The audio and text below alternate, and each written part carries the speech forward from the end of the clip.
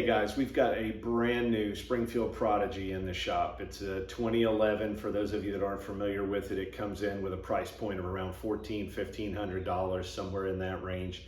And these are absolutely great guns right from the factory. They've got a good slide to frame fit. They've got a good barrel lockup. They've already proven to be really accurate guns.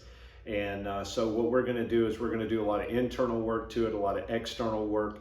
People have been wondering what they can do with these Prodigies to bring them up to that level of a $3,000, $4,000 plus staccato Phoenix Trinity Atlas. So don't hit the close button. We're going to show you what we can do to one of these things to bring it up to that level.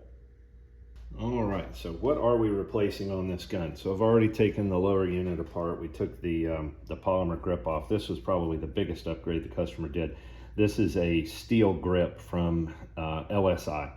And man, what a difference that really feels. Just a lot of weight there that's going to be in the bottom end, that's going to help out. That was the big money right there. I mean, that was about 600 bucks. Took about 3 months to get, 2 months I guess to get. They come with a steel mainspring housing and the grip safety, which is basically a pinned grip safety. So there's no arm here like your traditional grip safety has, so that will be disabled. What are we retaining from the lower unit from the factory?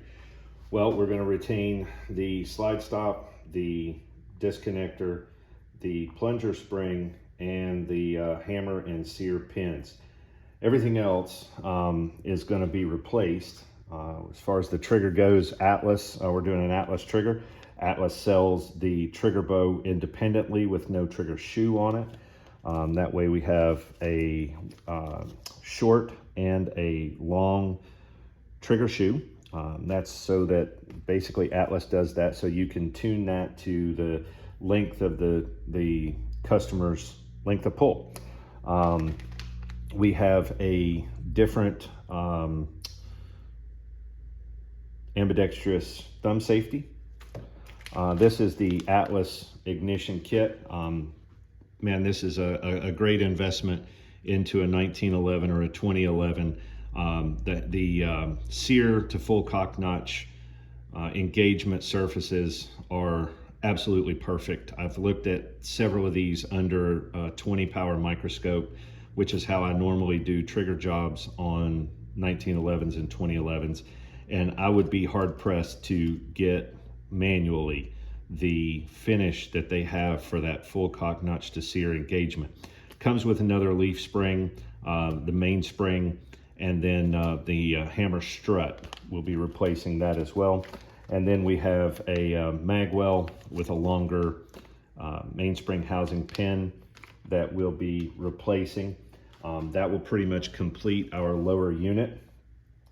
We have a mounting plate for the Trigicon SRO, which is the optic that the customer sent to have installed on the gun. The mounting plate that comes with the Prodigy we're not going to be using. And then we have a couple of different sets of mounting screws there depending on what size we need. Other than that, the upper unit, the only thing that we're really going to be changing on that is we're going to change to a toolless guide rod. I believe this is a Dawson toolless guide rod, but I could be wrong about the brand on that, so can't quote me there, but we have that. And then we'll replace the recoil spring with a lighter recoil spring that we have here in stock.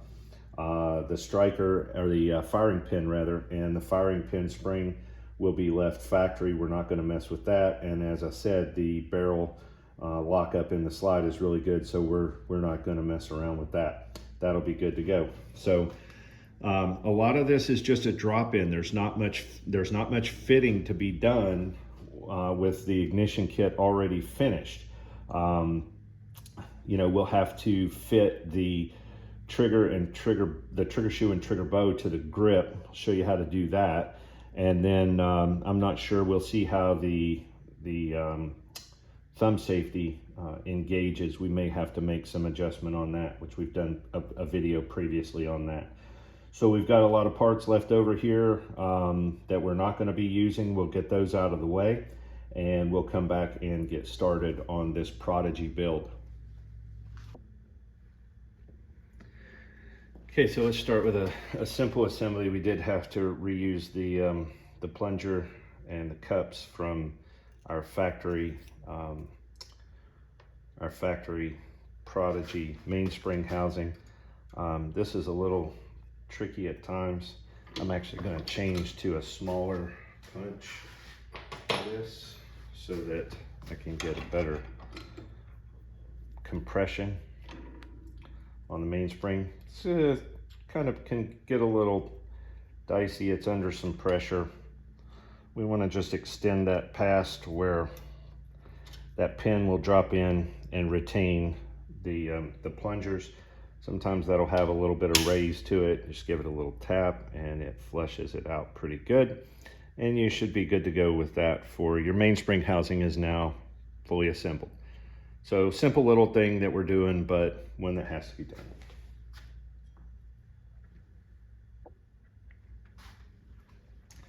So despite the excellent finish on the Atlas products, I want to make sure, especially since this is a mass-produced frame from Springfield, I want to make sure where the hammer and sear pins go through that there are no little burrs on the inside of the frame that would contact either the sear or the hammer.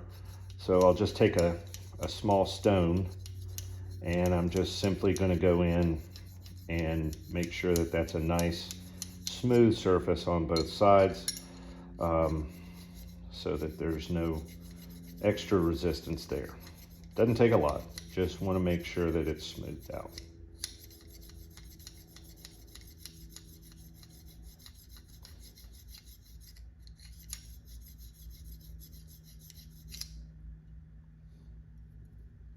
And that's it.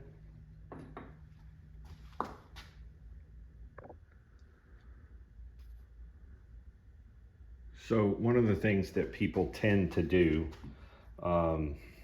is overdo or over prep the side surfaces of the sear and the hammer with the idea that this whole thing should just be glossy and shiny and a mirrored finish, and it doesn't need to be.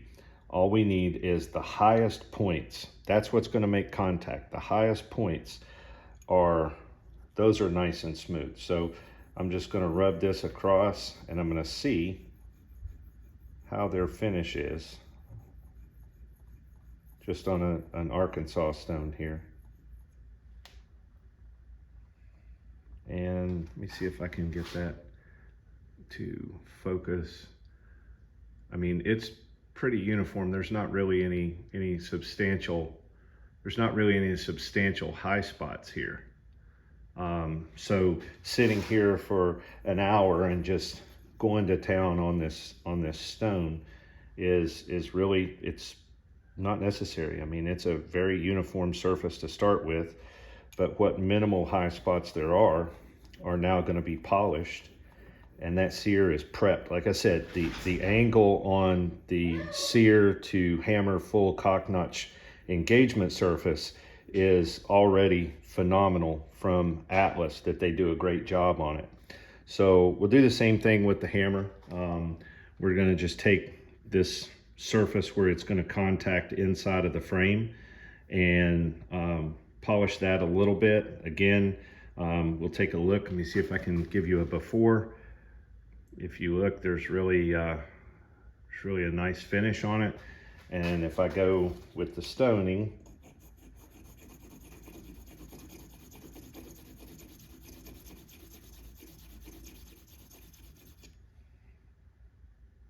now that has a little bit more showing up, so I may do just a wee bit more on that. You can just barely see some high spots on that, and that's what we want to have just really, really smooth, so that it basically just slides in that frame without any restriction. So maybe just a little bit more on that. Again, I don't need the whole thing to be a mirror finish that's perfectly flat. All I'm looking for is those high spots to be smoothed out. And I mean, that's not much improvement from the last stoning, so I think I'm pretty much done there. But I mean, you can see that's just minimal high spots that had to be addressed. So again, the Atlas products are great, phenomenal products right from the factory. They do a great job.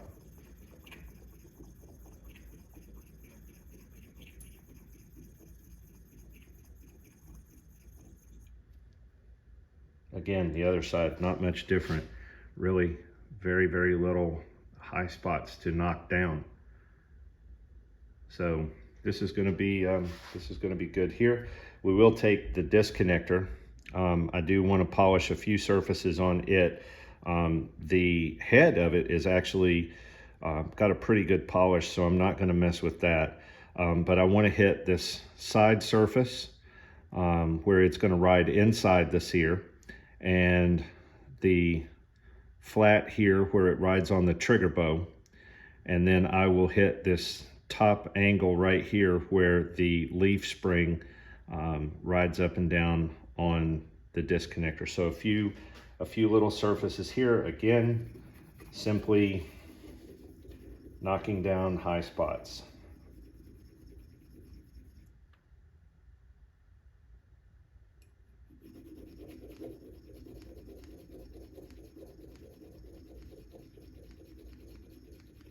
And again, we don't obviously have any way to polish inside of the sear, but this should give us, that's a pretty good improvement there. The flat surface that will ride on the trigger bow, definitely want that to have a nice, because the Atlas trigger bows have a real high polish on them from the factory. So we want that, no high spots there. The part for the leaf spring, a little bit trickier because it is an angle, so I'll usually just make single strokes with it rather than any kind of back and forth. I mean, after a while you can get the feel for doing that, but you don't really want to change that angle too much. And it doesn't, again, high spots, that's all we're looking for, high spots. Little goes a long way. If you do 10 little things, it's a lot more impressive of a result than one big thing. All right, that looks good. So we pretty much have that finished, the polishing on it. That's good. So our trigger is ready to assemble. We're ready to assemble all of our fire control components in the frame. So we'll come back and we'll do that on the next section. So installing the hammer strut, I've already got the pin in there. Sometimes, you know, you can't really see the hole, getting it lined up. Just give it a little tap. Hey, it went right in. And it's nice and flush on both sides. That might need a little bit more just to drive it in a hair so that it's not catching that side of the frame. Oh, that's right where we want to be. Right where we want to be. So that's good and smooth. If you want, you can take and go back on the stone. If you think maybe you've got just a hair hanging out, you can go in and stone that edge right around the hammer pin to make sure that that's gonna slide well also. So that gets our hammer strut installed, and we're ready to start putting fire controls in the frame. Okay, so what I've done, I went ahead and installed a punch from the right side through the disconnector and sear so that it's lined up. It's a little harder to do when you're holding it away from you. And I should be able to just get the pin for those to go right through. And it's nice and flush in its recess, and we have the sear and the disconnector installed. It's a little different than with a 1911 because you don't have the trigger already there set on it to go ahead and install these components against it. So next we'll do just the hammer, which is a simple, drop in. So I do have a little drag there. So once I put my hammer pin in, I want to check that drag because that will So yeah, we have a little bit of drag there. I don't like that. That's going to affect our pull. So I'm going to take that back apart. Where are we dragging? And I think that is, yep, it's going to be the strut pin. So I'm going to stone that strut pin down to where that's nice and smooth when it's in the frame. So we'll be back in a second after I do that. So there was, it was extended out just a little bit on this side. You can see that we polished just a little bit. Let me see if I can get that in focus. Let me bring it over here. Polished just a little bit off that head. Made sure it was seated properly on both sides. And now it drops in nice and smooth with no drag on the pin, or on the, the strut pin.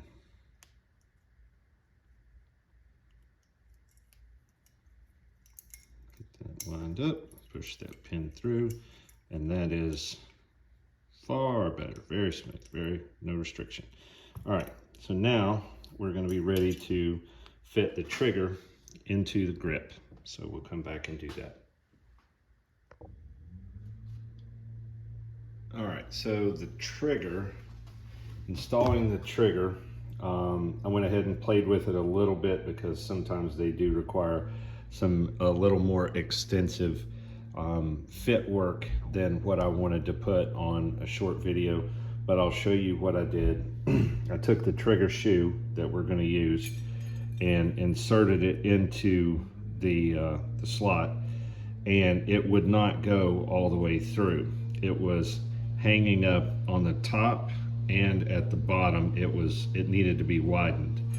So the way that I did that, I just took a small safe edge file and went in and made some, did some filing on each side, just not much at the top and the bottom. Then took a trigger track stone and went in and just stoned everything nice and smooth. This trigger track stone also is used in the track for the bow, that you'll want to stone that to make sure that there are no burrs or sticky edges in there. Do that on both sides. You'll see little shiny spots where you have hit the high spot on those. That's gonna help with friction. Friction robs us of our good trigger job. So after we've got that all prepped,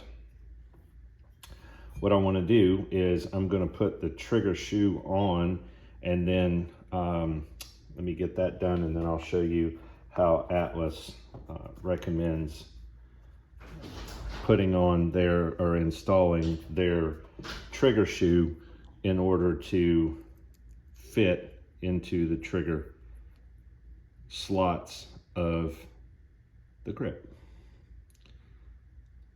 So we're just going to take this, thread this on, maybe leave it just a hair out, and then I'm just going to wipe off any blue Loctite that's on there.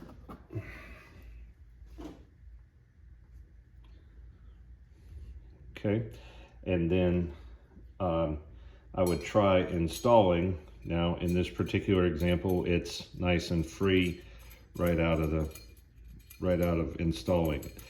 Sometimes that will have a hang up and you'll actually hold the trigger shoe and bend up or down that stud that the trigger shoe mounts on, and that will give you your perfect alignment for installing the trigger. This one just falls right back down, so we've got a nice fit there.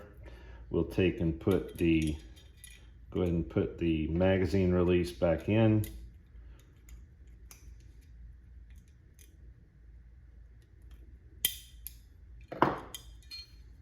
That's done. And then, like I said, that trigger just falls under its own weight. It falls back in. So that's a nice fit. All right. So that's installing the Atlas trigger into a grip. I went ahead and reassembled the lower. I want to test the trigger, make sure everything functions there before I start worrying about fitting the safety. So I'm going to come in and just put my leaf spring in. I'm not worried about trigger pull. I'm not worried about any of that stuff at this point. What I just need to make sure of, there we go. That's tight.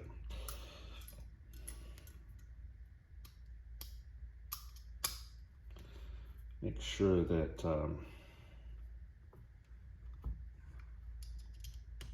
all this will fit together and work.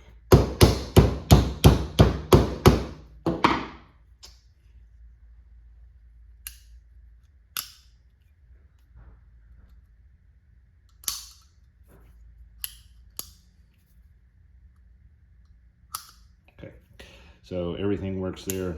Actually feels, get some of that, little bit of that take up out, but it's a little heavy. So we'll change that around. But now I'm gonna disassemble this and install, presuming that we're gonna require some fitting on the thumb safety.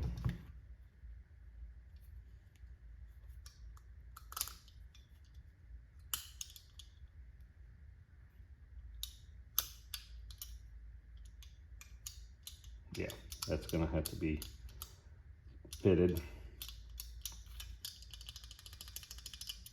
So we'll get the safety out and show you how to fit one of those. Okay, so next up we're gonna fit the thumb safety in here. How do you fit the thumb safety? I've got another video separate from a 1911 build, but basically we're going to take the left side. We have the hammer cocked. We're going to try to insert it, and there's still a gap there. If you can see that, there's still, I don't know, 1/16 of an inch. So that's where we're going to be figuring out what we need to remove. We're just going to take our hammer, tap, and that's going to give us our point of reference on where we have to file. Almost knocked it into alignment.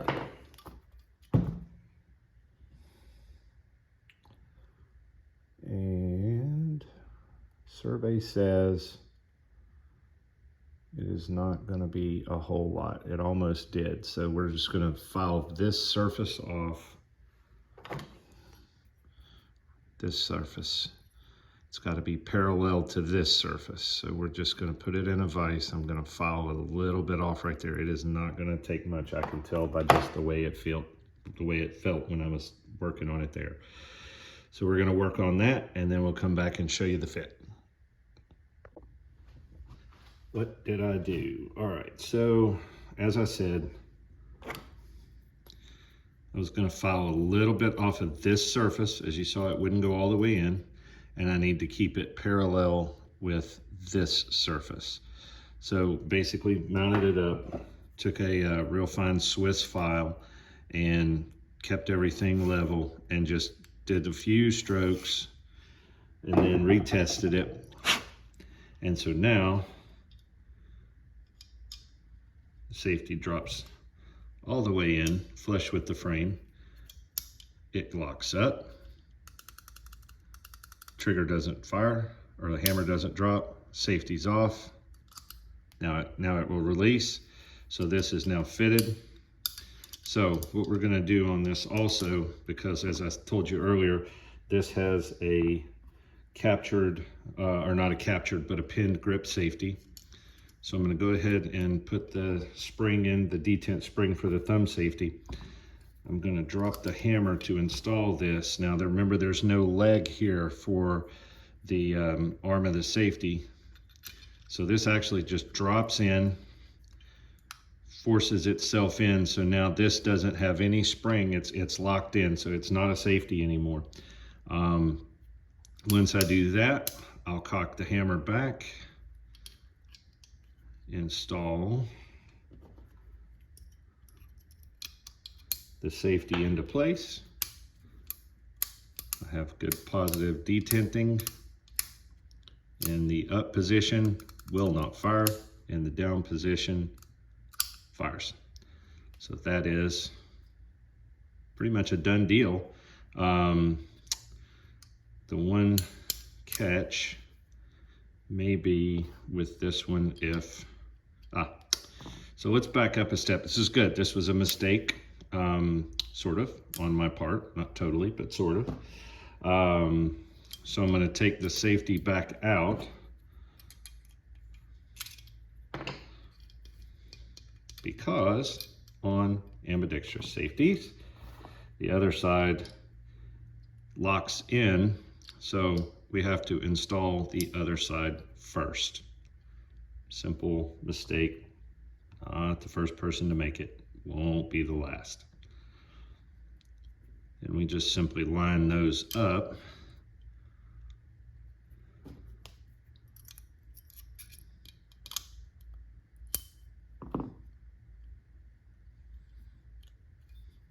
Push them together, they lock in place. This little arm, the reason you do that, this little arm locks this side in, so it's got a little groove there that little arm sits in. Again, testing our safety. Works. I'm going to take it back apart because I want to do some adjustment. The trigger's a little heavier than I want it, and I've got to do a little bit of over travel adjustment on the trigger shoe, which I'll show you all that. But overall, right now, pretty excited with how this gun feels. It's freaking beefy with that steel grip. So come back, we'll do a little bit more. Okay, so let's get back on track. The lower, I think I've gotten everything pretty well on video. The lower's pretty much done. Everything's fit with the safety fit now. Went ahead and did a measurement off camera on the trigger pull. It was great. It's 1 3/4 pounds for a customer wants it. And so let's move on to the toolless guide rod. I've got a 12-pound Commander recoil spring that we're going to do. So let me just take this apart, keep my hand over the spring. The guide rod from the factory with Springfield is a 2-piece guide rod, and then I'm just going to pull that spring and the back half of the guide rod out. I'm going to go ahead and take out the reverse plug, and then the way this works is as I push on the this part of the toolless guide rod, it has a little ear that comes out at the bottom. So what I want to do is I'm going to put this the right way, and then I'm going to, when I push down, I'm going to get it past that little ear. I'm going to then release it, and it's now captured by that little ear on the guide rod. So now I can put that in the slide, push the reverse plug all the way into position, lock my barrel in. Oops.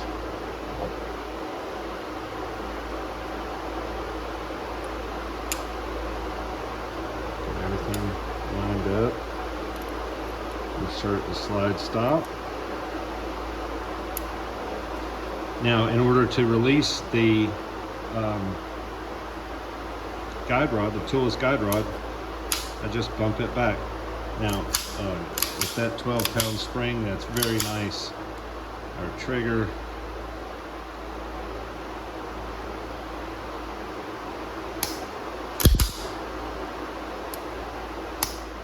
Very nice. All right, we're gonna come back and put the optic on, and then this Prodigy upgrade is a wrap.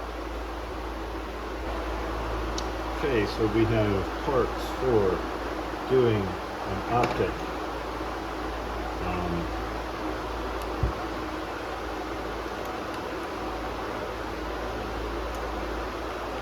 Just take this off. We have the optic plate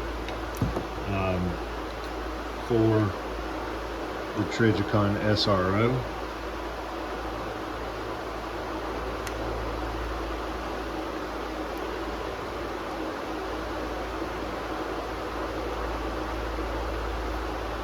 Take those two screws out, and that plate comes off. Now, this plate is from CH Precision. They're making, like, I guess some knockoff type optics. Good Lord, look at all the screws. Yeah, they're doing some knockoff type optics, and they actually have one that's supposed to mimic the SRO that I saw on another customer's gun. That was actually very, very nice. I was impressed. So it looks like we'll just use our, maybe let's see if they're not too long. I think they'll be too long. Yeah, they're going to be too long. So that's why we have 6,000 other screws that came with it. So this is simple. If you've done this, you know how to do this. I don't need to do an optic video.